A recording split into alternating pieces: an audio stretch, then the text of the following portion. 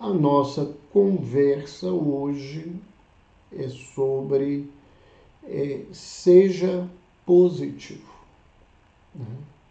Então, dentro da nossa proposta, né, nós iniciamos aí atrás um pouquinho falando sobre tópicos importantes para o bem-estar cerebral, né? Nós estamos caminhando com alguns temas e hoje nós vamos falar sobre as emoções positivas, né?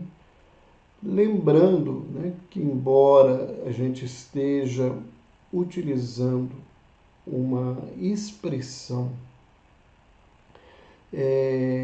que a neurociências usa, né? Eu particularmente não gosto da gente colocar de emoções positivas, negativas, né? Emoções neutras. As emoções são emoções naturais, né? Quando a gente fala que é positiva, parece que é alguma coisa boa e que negativa é alguma coisa ruim. Não, né? As emoções negativas, nós vamos falar um pouquinho sobre isso, elas são muito importantes para a vida. Elas têm uma função fundamental para a caminhada, né? Como as emoções positivas. Então, o nosso propósito é trabalhar algumas emoções que nós nos sentimos bem com elas e que algumas vezes a gente não se atenta para esse componente da nossa caminhada. Aristóteles, ele dizia que nós somos o que habitualmente fazemos. Então, a nossa realidade é a realidade da nossa ação diária. Então, muitas vezes, nós agimos em alguns momentos de uma forma muito, né, adequada, outras vezes de uma forma muito inadequada, mas isso não é o nosso dia a dia, o nosso propósito, a nossa caminhada, né? O nosso propósito e a caminhada para dizer o que nós somos é aquilo que a gente faz de comezinho dentro de casa, no trabalho, nas coisas que corriqueiramente acontecem na nossa vida, né? Por isso, né, que existe um ditado, um provérbio brasileiro que diz que se você quiser conhecer alguém, né, você, né, precisa conviver com ela comendo um saco de sal. Hoje a gente tem uns saquinhos aí de 1 quilo, meio quilo, né? Mas quando esse provérbio criou, eram sacos grandes de 15, 20 quilos. Então você precisaria de muito tempo de convivência para você saber que a pessoa que está convivendo com você, o que ela é.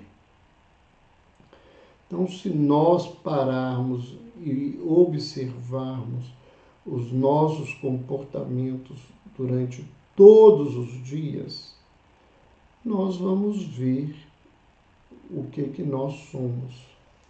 Nessa perspectiva também, nós não podemos nos esquecer que a felicidade é o resultado de uma atitude positiva. Ser feliz é uma construção nossa. A felicidade, ela não cai do céu.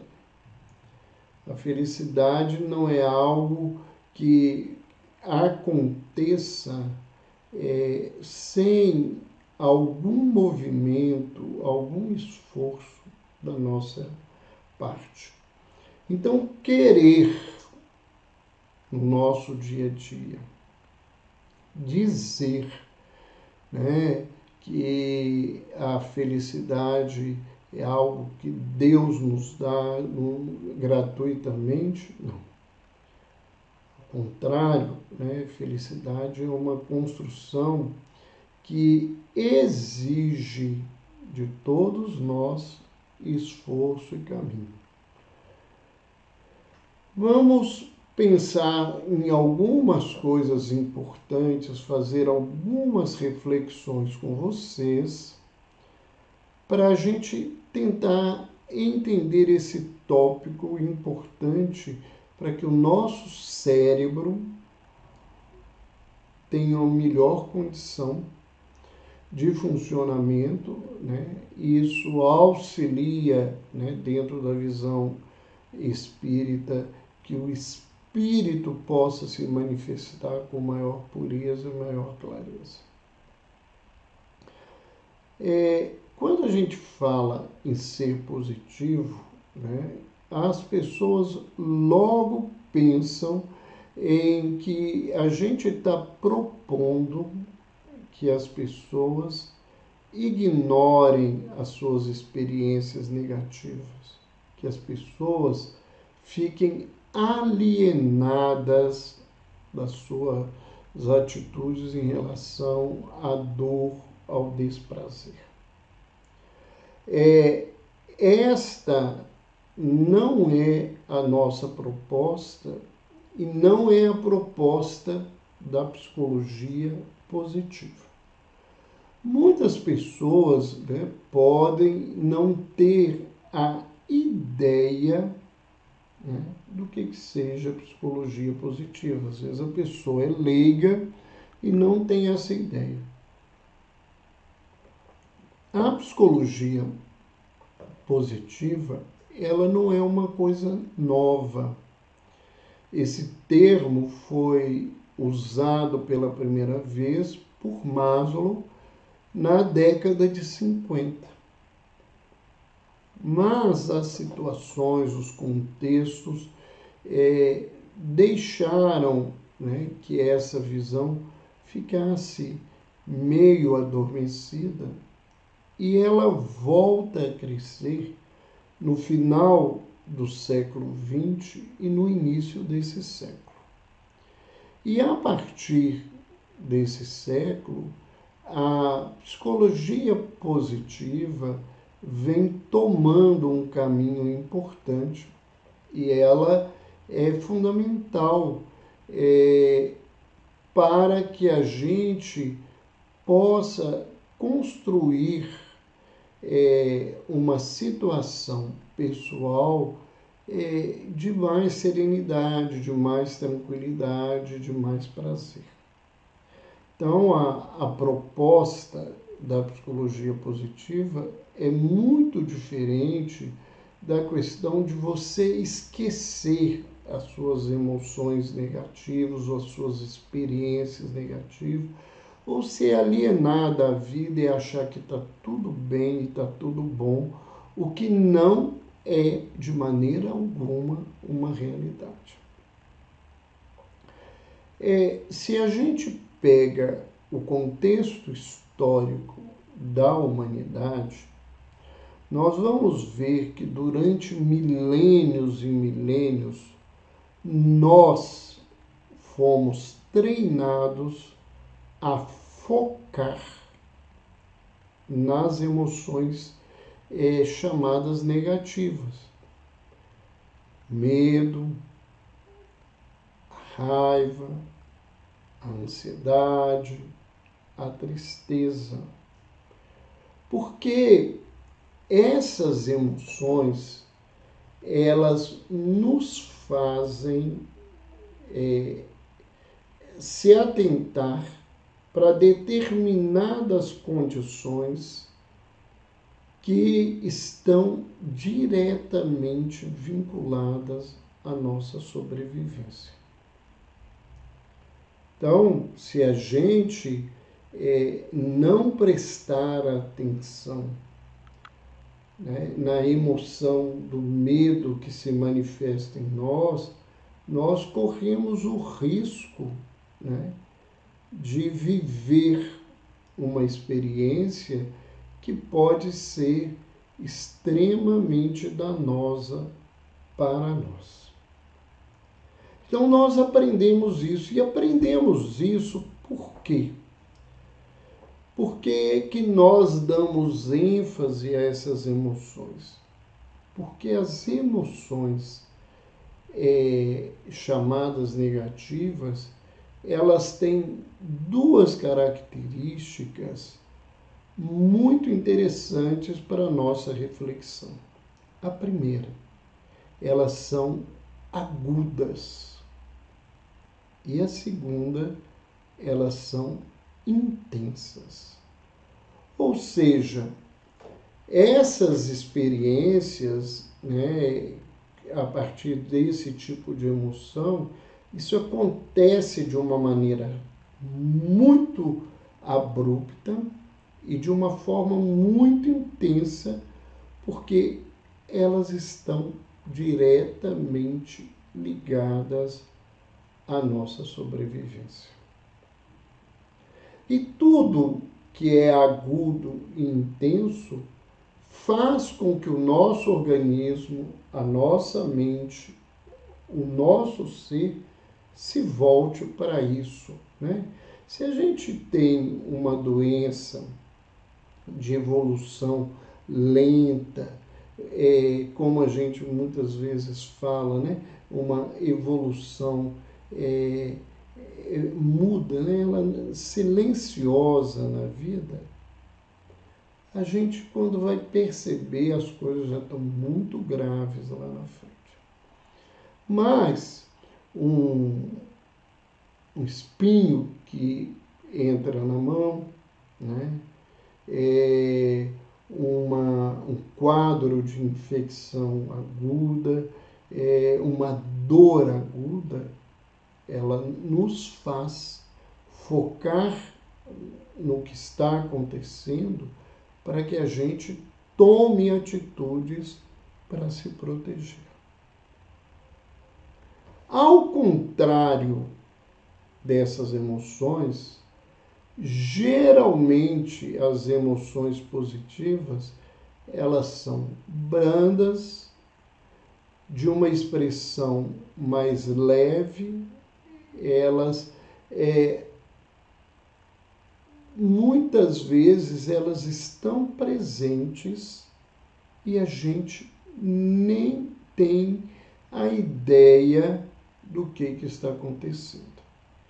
Então, a gente precisa, muitas vezes, diante dessas emoções positivas, prestar atenção para perceber a presença dessas emoções e vivenciá-las. Desse modo, não significa que as emoções positivas, elas são raras. Não. Elas, às vezes, não são percebidas por nós.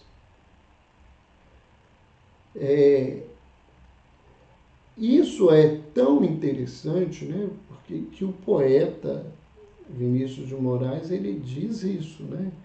Tristeza não tem fim, felicidade sim. Né? A gente tem essa percepção. Né? Há uns versinhos que eu aprendi há muitos anos que também falam dessa forma como nós percebemos disso, né?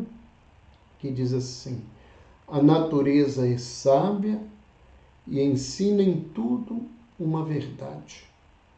Morre cedo o amor perfeito, vive sempre uma saudade.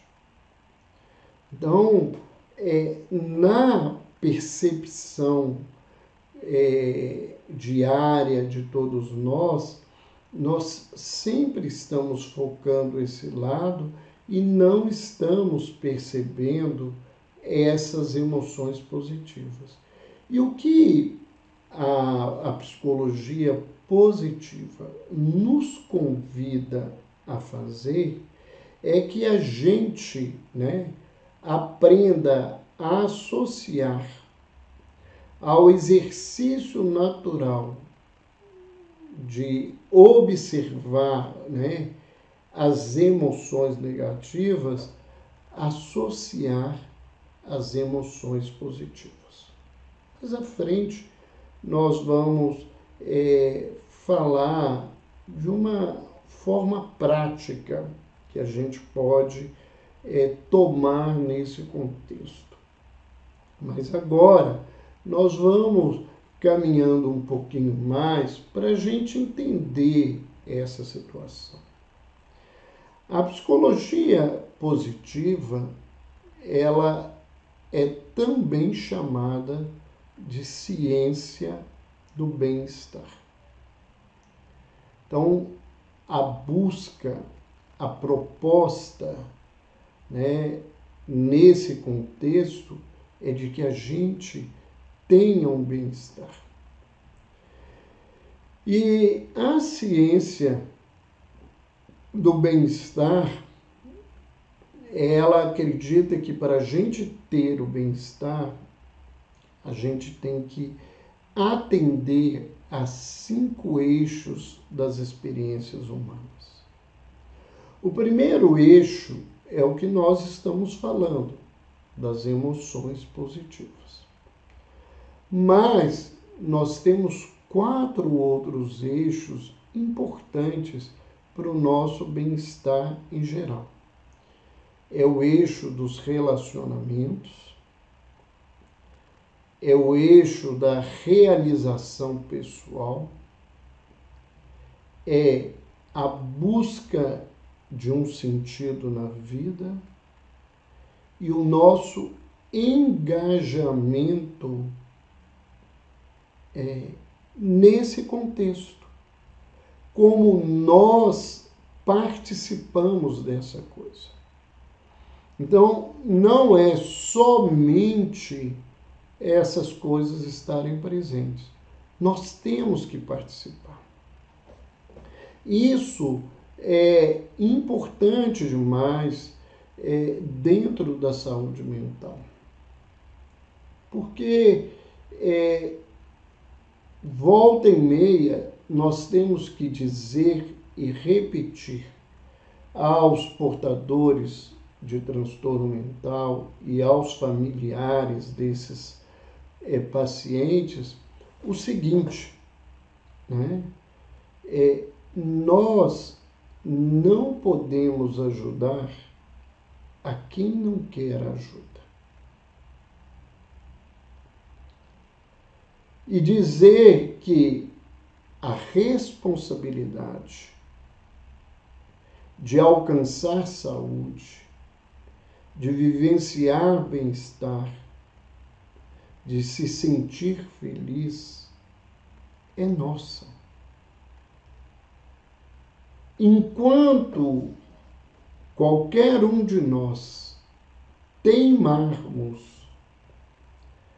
em repetir para as criaturas que nós, né, estamos na nossa caminhada em determinada condição por culpa de alguém ou de uma situação, a gente vai estar fadado a ser infeliz. Por quê? Porque a única pessoa que eu posso mudar na vida sou eu. Eu não posso mudar outras pessoas. Eu não posso fazer um movimento acreditando que com esse movimento eu vou mudar outra pessoa. Eu me lembro, em um certo momento, dentro do consultório, né, que uma paciente que já estava em tratamento clínico comigo há muito e que eu havia encaminhado para fazer terapia, ela chegou ao consultório e me disse o seguinte: eu vou parar de fazer terapia.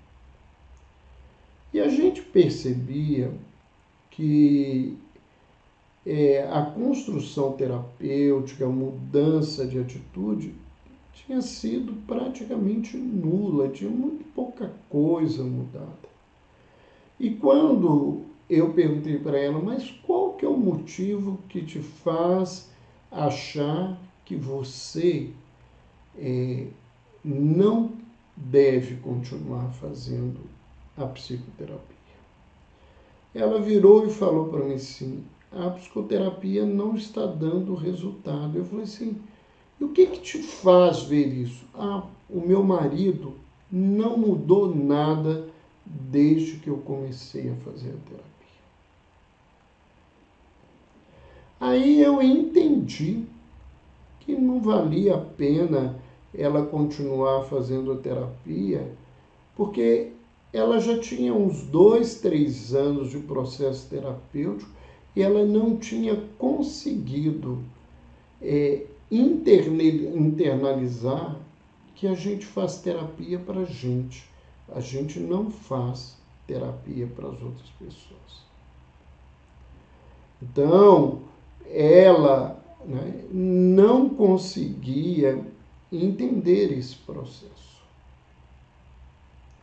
Então, para que a presença de emoções, o esforço dos relacionamentos, a realização da vida, a busca de um sentido, eu tenho que ter um engajamento com a vida, comigo mesmo, com as pessoas ao redor, eu tenho que ter um engajamento social, isso me dá um retorno de bem-estar, e isso produz um bem-estar social.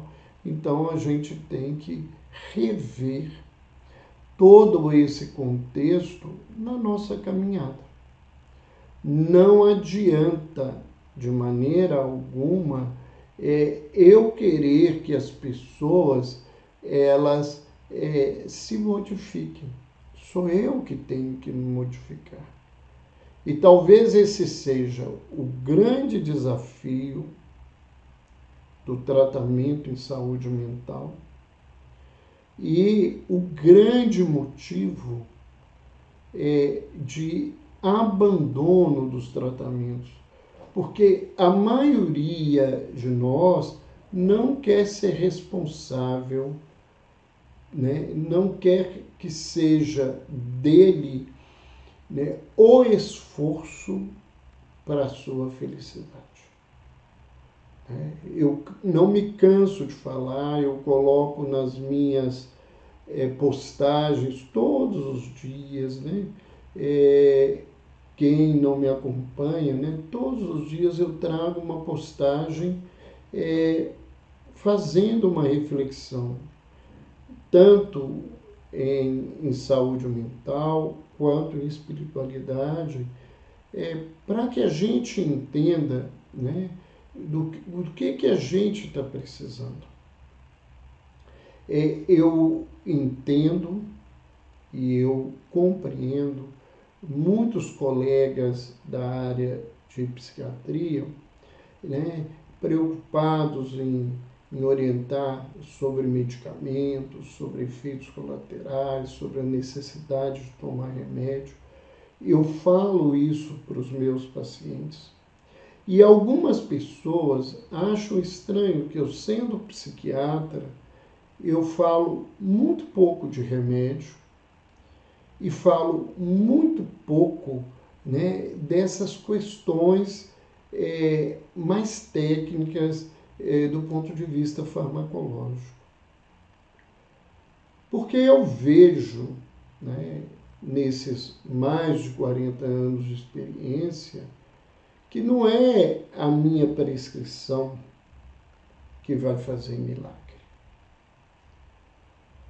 A minha prescrição, ela vai ter algum sentido se a pessoa assumir a prescrição.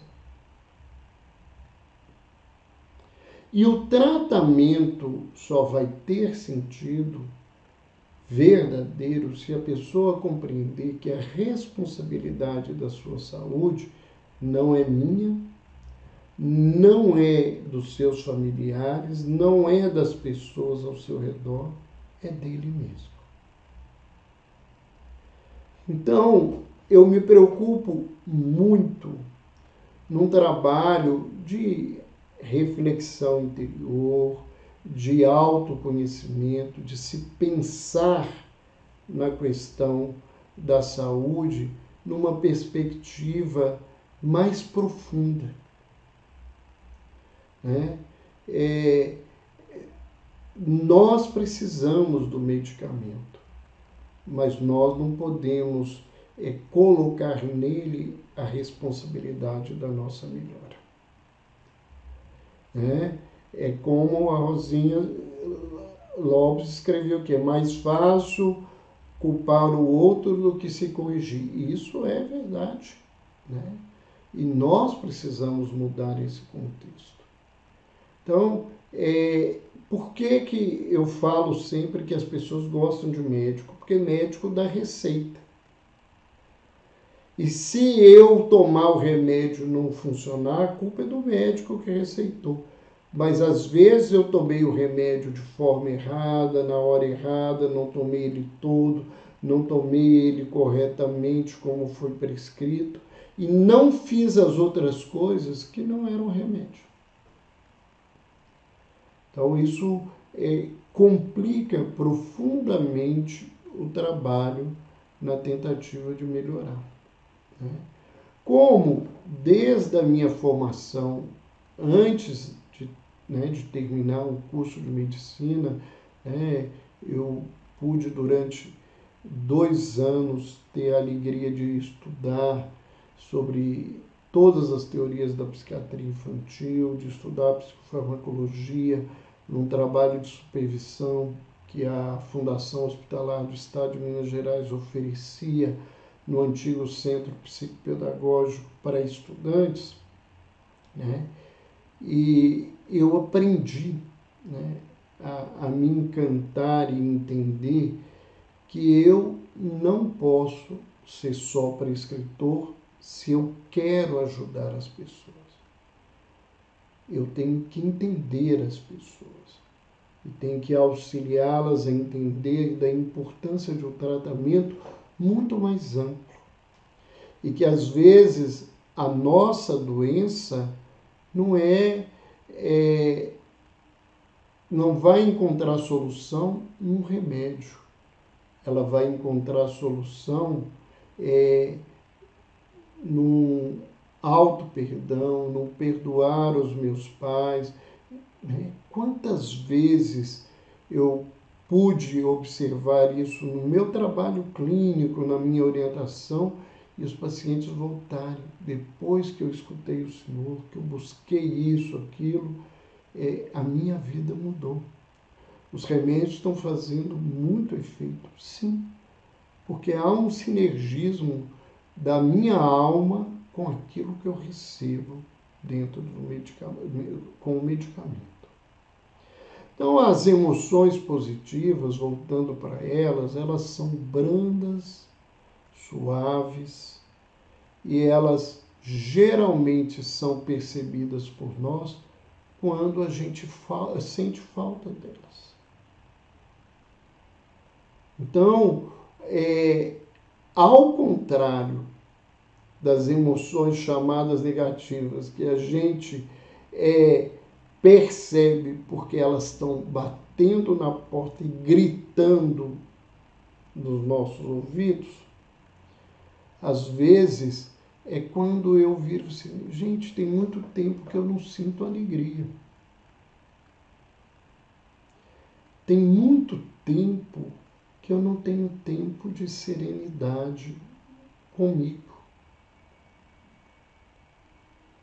Então, geralmente, elas são percebidas quando elas faltam na nossa caminhada. E o trabalho, o exercício dentro da psicologia positiva, os estudos, as percepções, elas mostram que é preciso a gente se aquietar para sentir as nossas emoções positivas. Então, nesse contexto, a atenção é muito importante. Eu tenho que focar em mim. E muita gente que diz que não tem emoções positivas, quando a gente faz alguma técnica, algum trabalho voltado a essa questão, quando o terapeuta trabalha, ele vai perceber quantas emoções positivas perpassam o seu caminho durante o dia e ele não nota.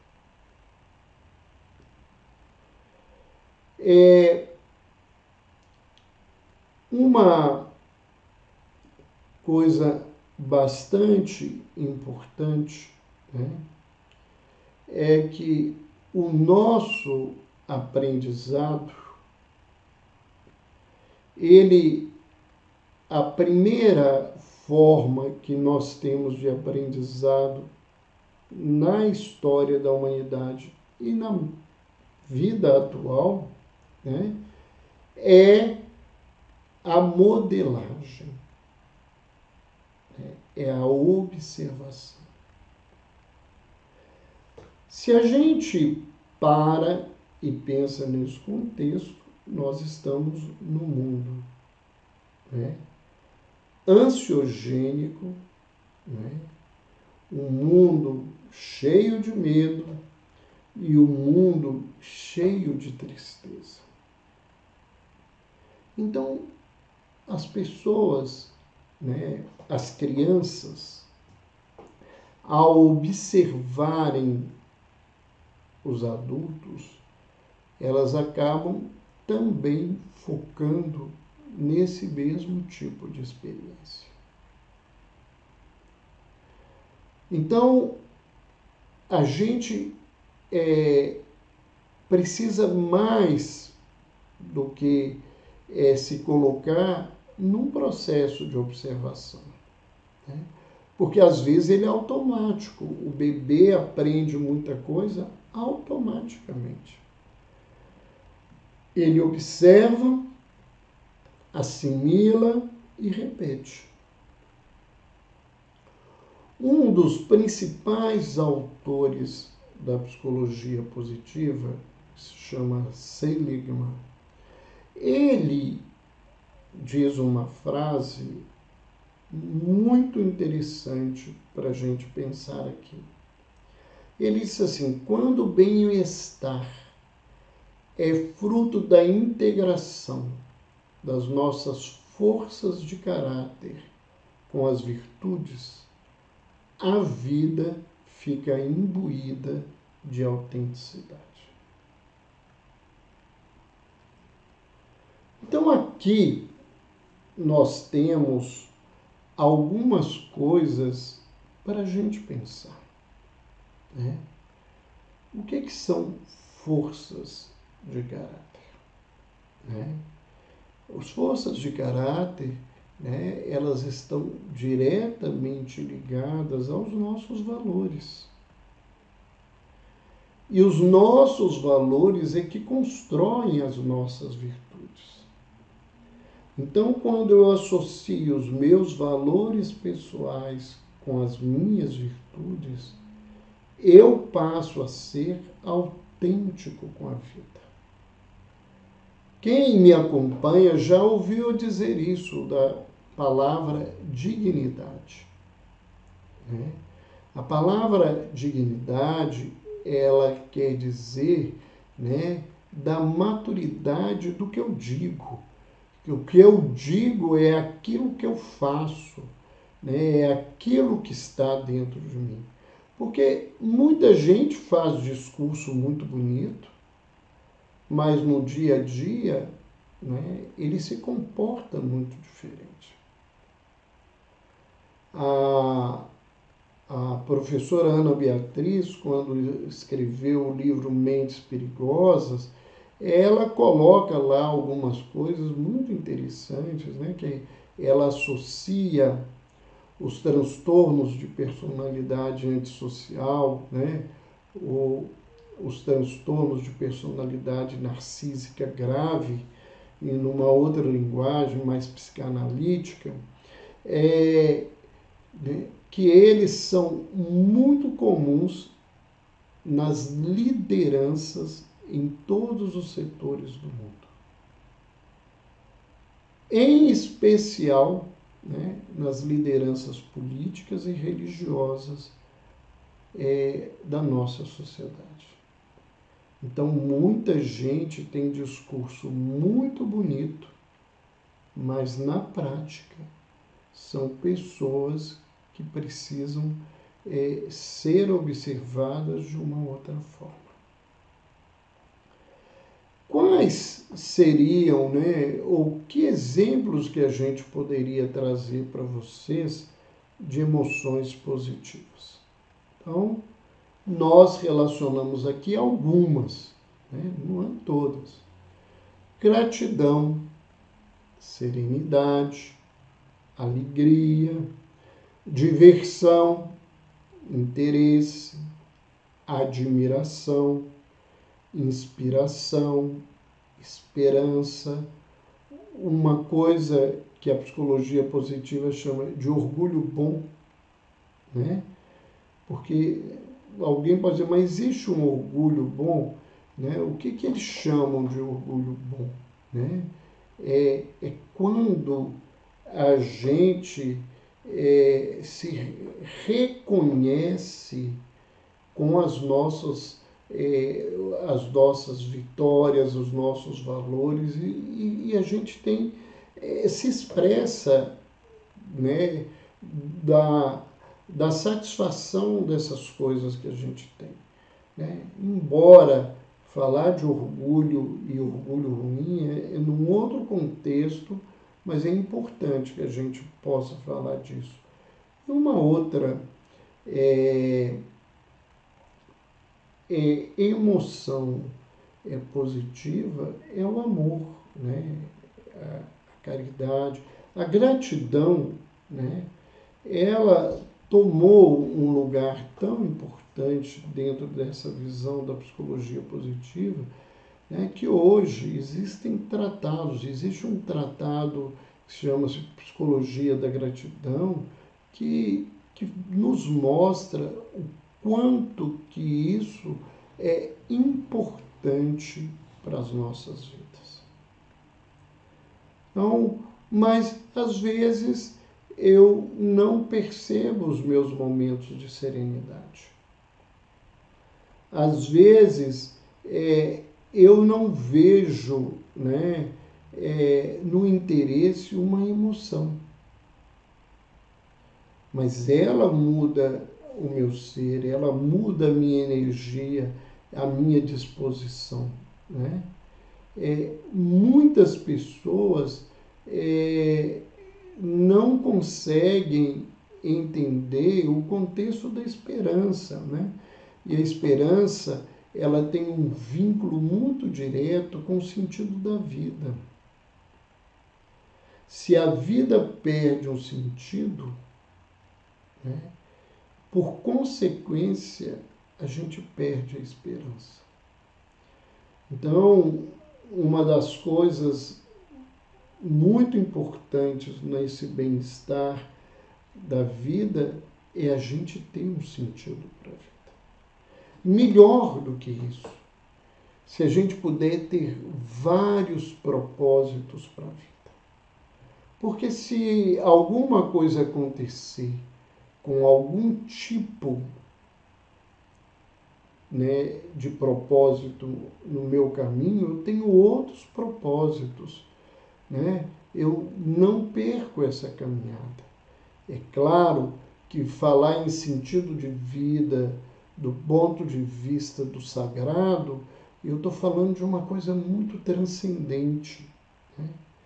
E que a maioria das pessoas às vezes não conseguem atingir. Nós estamos muito distantes dessa transcendência para entender a profundidade e a força desse sentido de vida que nos leva a buscar a plenitude, a integração com a natureza, a conexão com o divino na nossa caminhada. Vamos ainda pensar aqui, né, que como que a gente pode controlar as nossas emoções negativas que estão sempre presentes, né? São agudas e são intensas, né? Então, elas chamam a atenção, né? E poder focar as nossas emoções positivas.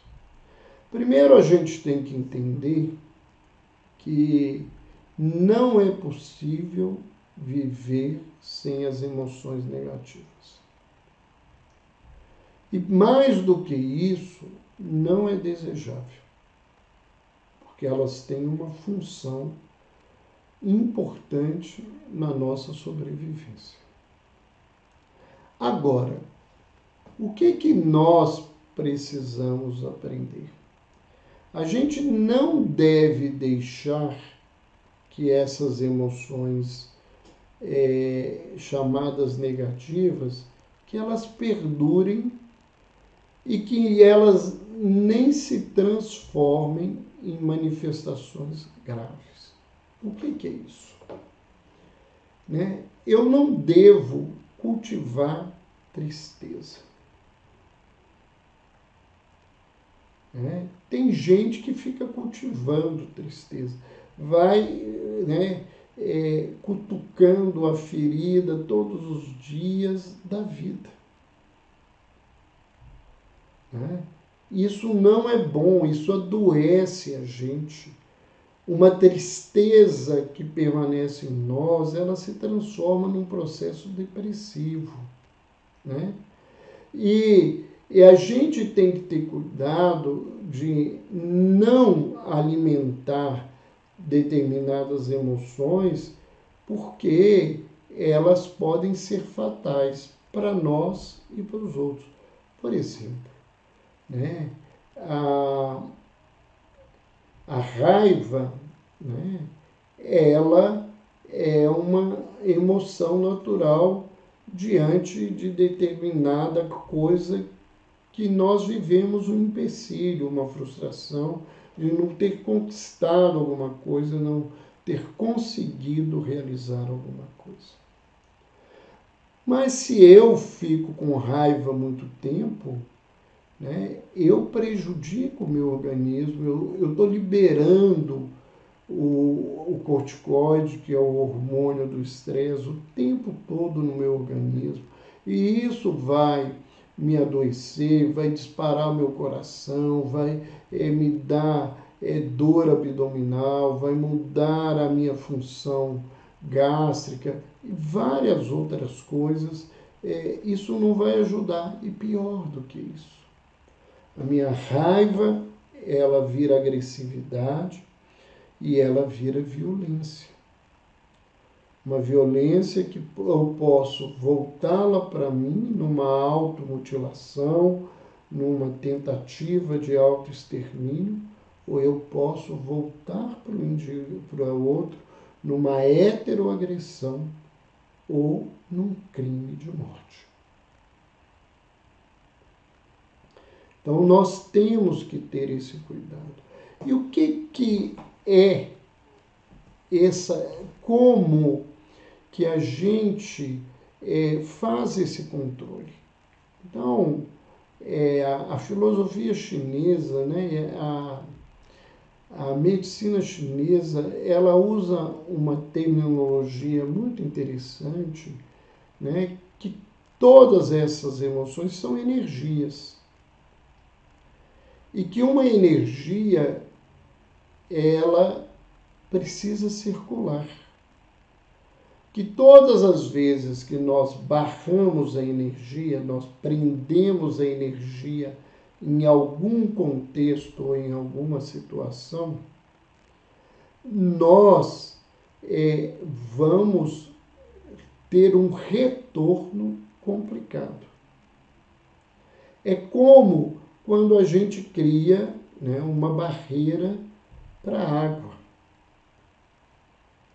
Ela vai se retendo ali. Se o volume, por causa de um temporal, alguma coisa, aumenta demais, ela pode romper essas barragens, essas barreiras, e a força da água pode destruir muito, né? Nós sabemos o que as barragens fazem, né?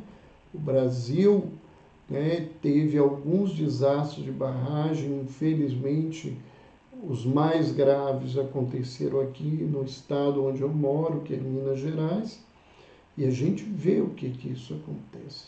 Então a medicina chinesa diz que a gente tem que circular essa energia. E o que é isso? Eu tenho que percebê-la, eu tenho que nomeá-la, eu tenho que entender a sua mensagem e agir a partir dessa mensagem. Um exemplo, né? Eu começo a sentir algo que me fecha, e aí todas as reações corporais e mentais me dão a entender que eu sou triste, né? Que eu estou triste, desculpa, corrigindo. E a tristeza é uma emoção que nos leva para dentro para que a gente se pergunte: o que está acontecendo comigo? O que está acontecendo com a minha vida? E a partir do momento em que eu busco essa resposta e eu busco soluções a partir do conhecimento dessa resposta, essa energia vai se esvaindo. Ela vai caminhar naturalmente. Então, nós temos condições de controlar isso, né? E a neurociência, né, ela usa uma linguagem, né,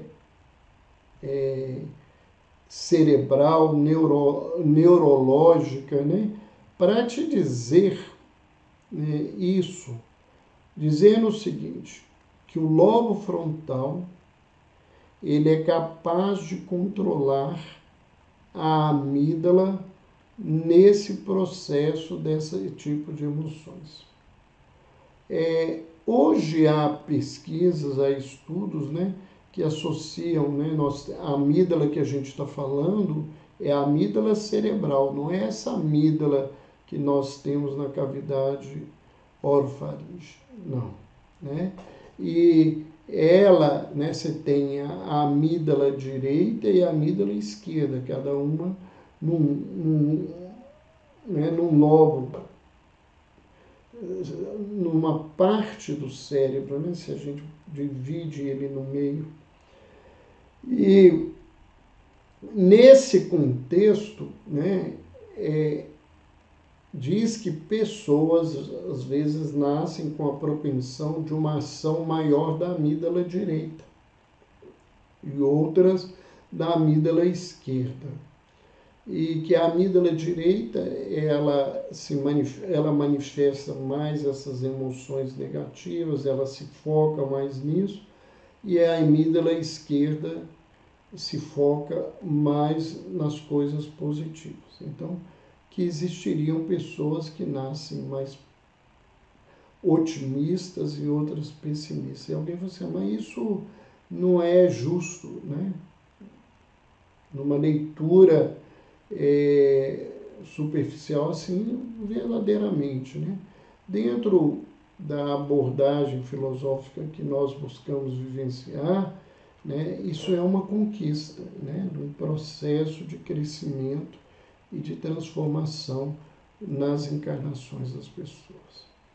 E que nós teríamos também um lobo frontal que na sua capacidade, ele pode, né, estimular que a gente busque memórias e vivências e experiências positivas e que a gente saia dessa condição, saia desse contexto, né? Então, nós temos que lembrar que nada justifica a manutenção, né, desse viver que se torna um viver adoecido dessas emoções, né, e nem nada justifica eu usar essas emoções para manipular e agredir as pessoas. Então, nós não estamos aqui para fazer esse tipo de situação. Por que é importante, né, a gente ter atitudes positivas? Por que nós precisamos buscar isso? Então, as pessoas que são positivas, de certa forma, elas atraem coisas boas para a vida. Por quê? Porque eu foco oportunidades. Eu não me prendo às experiências que me causam sofrimento e dor. A pessoa otimista, ela vê, né, o meio copo cheio, ela não se prende ao meio copo vazio. Não é que ela não vê, ela não se prende, né? A psicologia positiva, ela fala de uma expressão que ela chama estilo afetivo positivo. Seria um estilo de pessoa, né? A pessoa que é uma pessoa otimista, né? Então, o que é esse estilo positivo, né?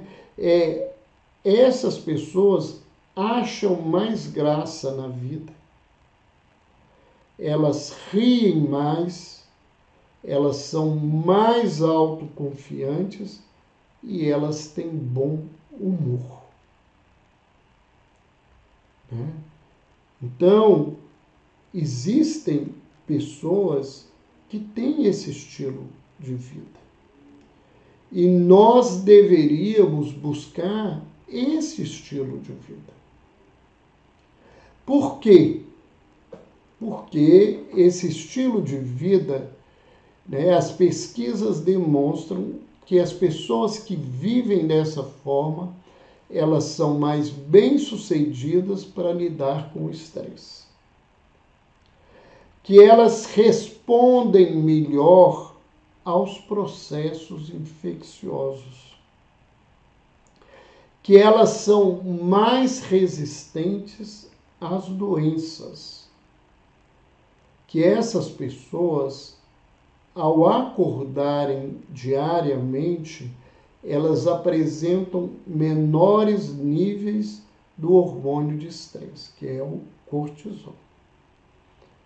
Então, nós ainda, né, podemos lembrar que outras pesquisas dizem que as pessoas que têm esse estilo, né, afetivo, positivo, elas têm melhor recuperação dos eventos adversos e estressantes. Então, buscar isso é buscar saúde. Saúde física, saúde mental, saúde espiritual. Tem gente que não ri de maneira nenhuma, né? Tem gente que você conta a história ou a piada mais engraçada do mundo e ele não acha graça em nada. E ele não acha graça em coisa nenhuma. Ele reclama tudo. Tem um quadro muito claro disso, que é em psiquiatria, que é o quadro de distimia, né? Que é aquele indivíduo que vê tudo cinza, que a vida é todo ruim, que ele reclama de tudo, que ele é mal-humorado, que ele acha ruim tudo, ele só procura defeito nas coisas, né? Ele não gosta de gente, ele não gosta de viver com as pessoas, ele acha gente chata, vida social chata, tudo é chato. Ele vive porque ele tem que viver e sobreviver, mas ele não gosta de nada disso nessa caminhada. Então, é muito importante que a gente busque esse estilo para estar melhor, para a gente funcionar melhor na vida, seja do ponto de vista orgânico, seja do ponto de vista psíquico, seja do ponto de vista social, seja do ponto de vista espiritual. Porque não é porque alguma pessoa ela tem uma formação, um estudo, um interesse nas questões espirituais, que ela tem um estilo afetivo positivo. Tem gente que frequenta as religiões para condenar e criticar as pessoas pecadoras, entre aspas, aí para a gente entender. Elas vivem mal-humoradas, elas não sorriem. Eu me lembro do livro, Em Nome da Rosa, que o autor, que agora me faltou o nome, ele conta, que houve um concílio para se discutir. Ele fala, a partir desse concílio, que se Jesus, se o ensinamento de Jesus era compatível com a alegria.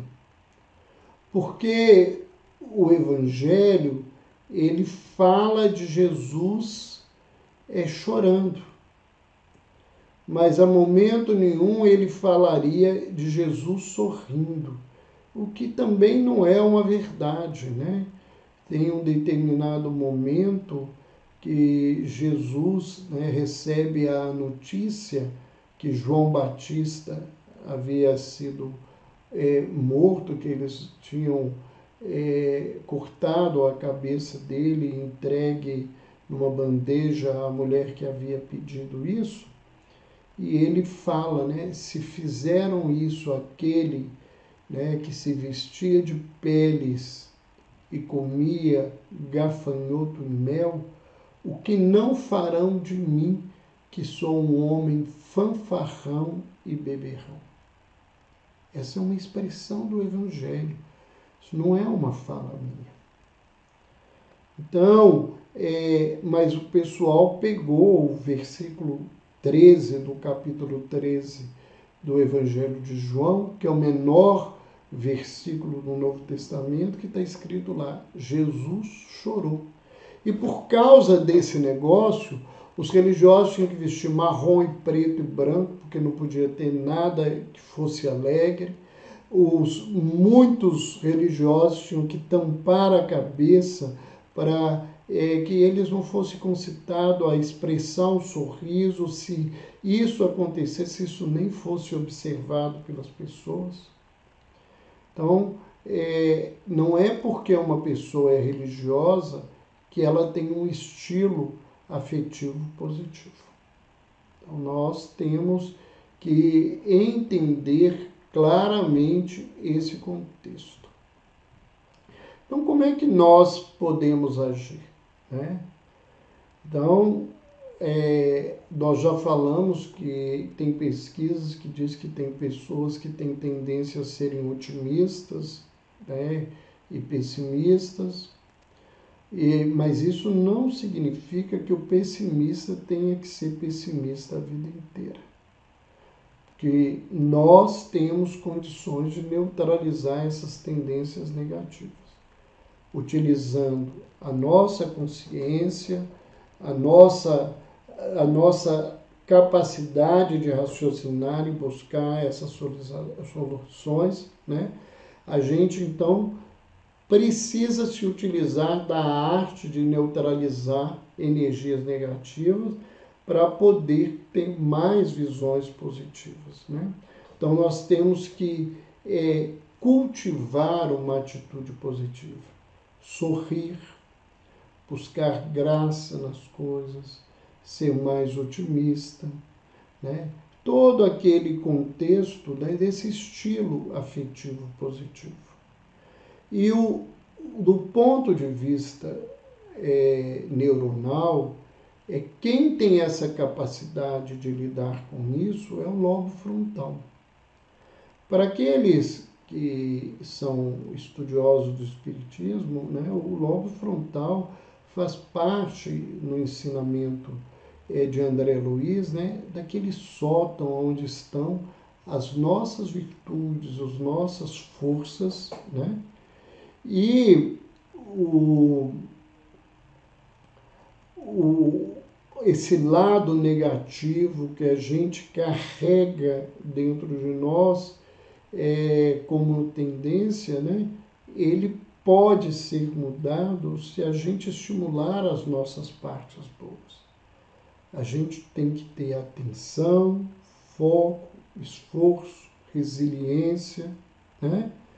Então, as psicoterapias e as técnicas de autoconhecimento voltadas na questão da espiritualidade também, elas são ferramentas importantes nesse sentido.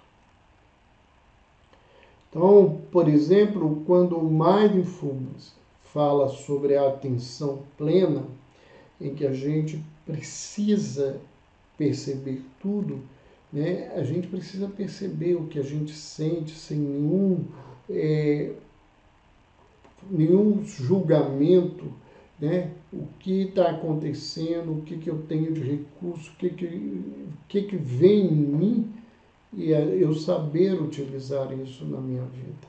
Então, vontade, esforço, persistência são instrumentos importantes no processo. E às vezes existem exercícios muito simples que a psicologia positiva propõe, que a gente na prática vê resultados muito interessantes.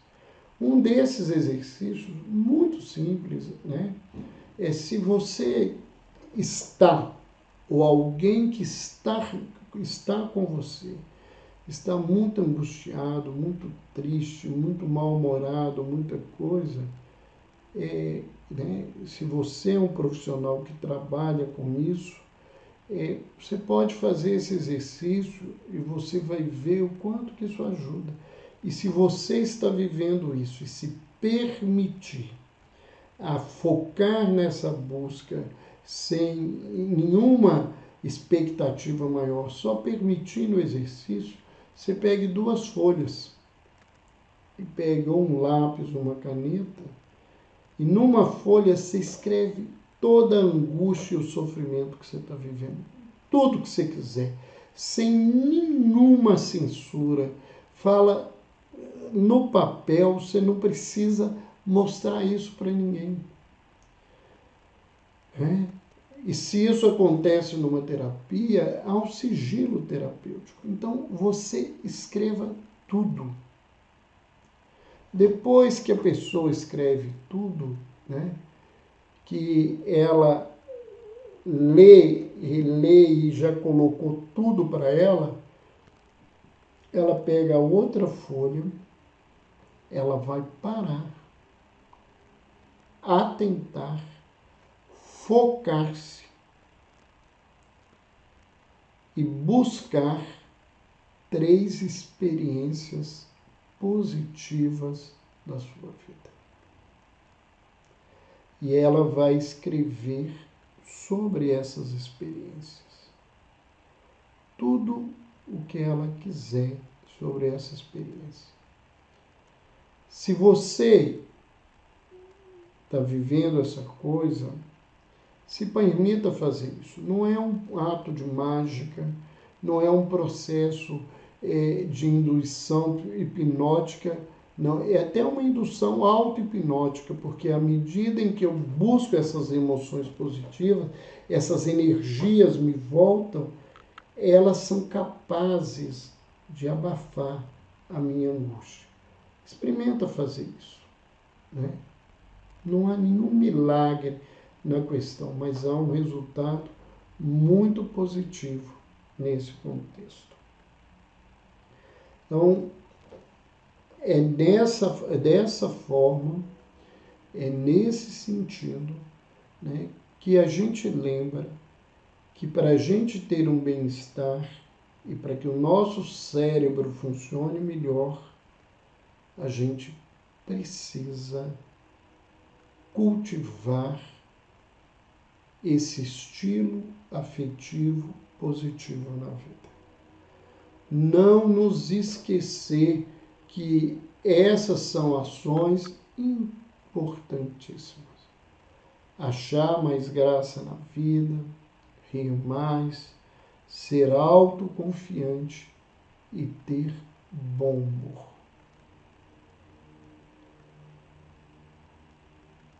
Eram essas as nossas colocações. Alguém que entrou e não assistiu a live inteira, ela vai ficar gravada no Instagram, mas ela vai, depois que a nossa equipe editar, ela vai para o nosso canal do YouTube. Então, todas as nossas palestras,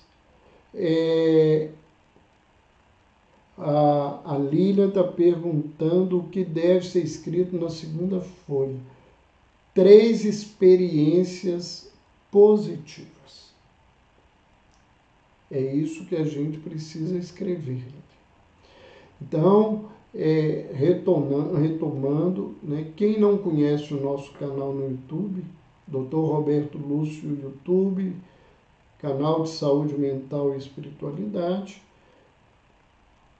entrem, se inscrevam. Eu lembro sempre que é importante se inscrever, porque à medida em que as pessoas se inscrevem, o YouTube começa a ver quais são os interesses das pessoas nos assuntos, né? E eu acredito que a gente precisa, né, crescer essa visão de se poder divulgar temas voltados a essa área que é primordial para a nossa vida e a nossa saúde, e que as pessoas tenham acesso, porque acaba as pessoas tendo acesso a muita coisa, né, diversa, e às vezes coisas que não são tão boas, que trazem experiências difíceis para a gente, ou nos convocam a fazer coisas tão ruins, ou nos leva a uma vida de inutilidade, né? A gente vai perdendo o sentido, perdendo a força da vida, e quando vê, está precisando de um consultório de psiquiatria, de psicologia, de algum tipo de terapia, ou a busca de um orientador do ponto de vista espiritual que possa trabalhar com a gente. Depois, toque um sininho, porque todas as semanas nós temos um tema novo. Nesse final de semana foi publicada uma palestra que nós fizemos há pouco tempo a pedido das pessoas sobre fanatismo, né? E a gente fez um estudo de fanatismo à luz da neurociência, à luz da psiquiatria, para que a gente possa pensar, né, que é um tema que está em voga pelos extremismos que repassam pelo mundo inteiro e que, infelizmente, tomou o nosso país, né, de uma maneira muito ruim, né, colocando, não foram as coisas boas das pessoas, tem colocado as coisas ruins, a violência, a discriminação, né, o pior que nós temos dentro de nós, e isso só adoece a gente, adoece todo mundo. Estamos aí agradecendo todo mundo que está nos aí cumprimentando. Boa noite também, Vera, né? Durma com Deus também. E um beijo no coração e até semana que vem.